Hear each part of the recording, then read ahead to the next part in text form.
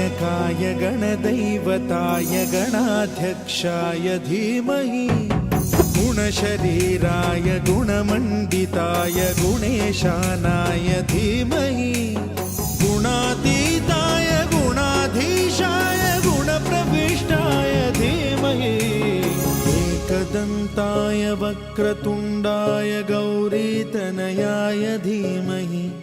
गजेशानाय भालचन्द्राय श्रीगणेशाय धीमहि